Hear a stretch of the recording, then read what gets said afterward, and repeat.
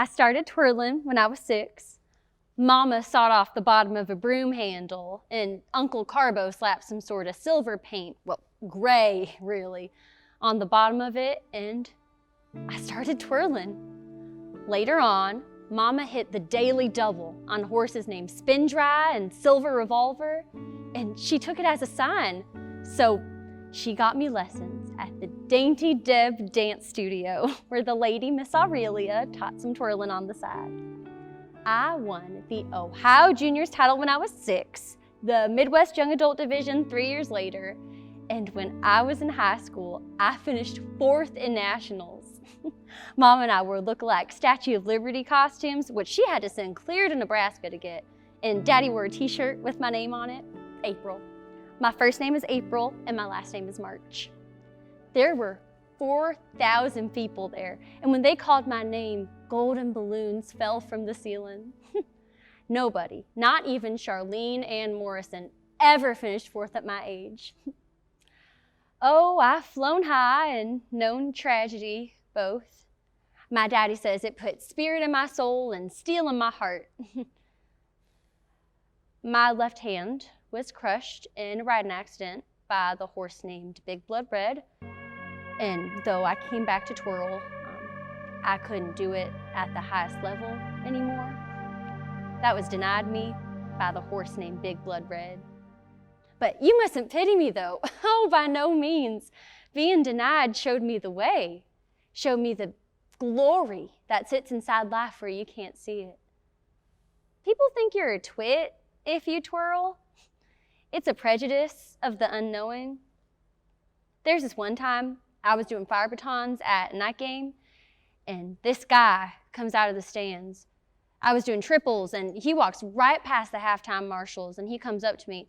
He was wearing this blue bead headband. I can still see it. He comes up, and he spits in my face. That was the only single time I ever dropped my batons, dropped them both in front of 60,000 people. And he smiles, see? And he says this thing that I won't repeat.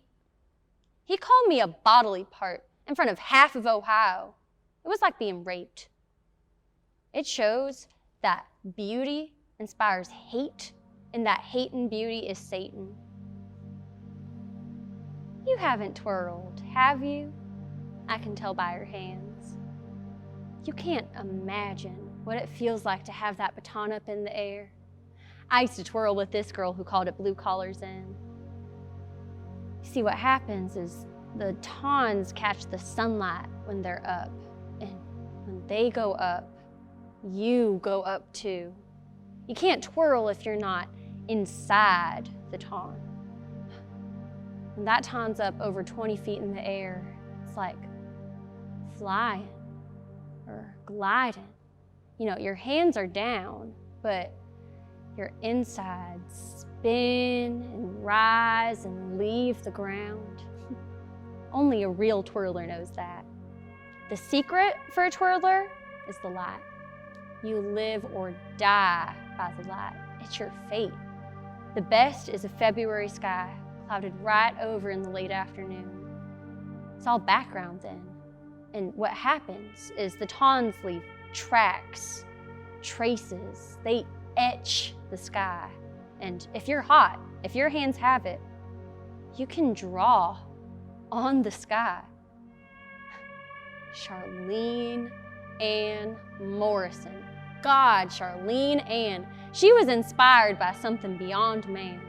She won nationals 9 years in a row, unparalleled and unrepeatable. Last 2 years, Charlene had leukemia, and in the end, you could see right through her hands when she twirled. Charlene died with a ton 30 feet up in the air. Her mama swears by that. I did speed with Charlene at a regional in Fargo, and she may have been fibbing, but she told me that there's this one time that her tons erased while they turned. Like the sky was a sheet of rain, and the tons were car wipers. And when she erased this certain part of the sky, she saw the face of the Lord God Jesus. And his hair was all rhinestones, and He was doing this beautiful singing, like the sound of a piccolo. People who thought Charlene was crazy probably never twirled a day in their lives.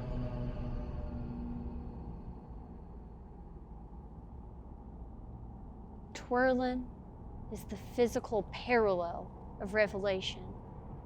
You can't know that. It's the throwing of yourself up to God, and it is hidden from Satan because it is wrapped and disguised in the midst of football. It is God throwing, spirit fire, and very few come to it. You have to grow eyes inside your heart to understand its message. And if it shows itself to you, it becomes your path to suffer ridicule, to be crucified by misunderstanding, to be spit at. There is one twirling that no one sees. At the winter solstice, we go to a meadow that God showed us just outside of Green Bay. The God throwers come December 21st. There's snow, sometimes deep snow, and our clothes fall away. We stand unprotected while the acolytes bring the tongs. They're ebony tongs with razors all along the shafts. They're about 3 feet long. One by one, the twirlers throw 2 tongs each, 30 feet up. And as the tongs go into the air and fall back, they cut your hands. The razors arch into the sky, find God, and then come down and take your blood and crucifixion. And the red drops draw God on the ground. And if you're up with the tong, you can look down and see him revealed, red on white. Red on white. You can't imagine how wonderful that is.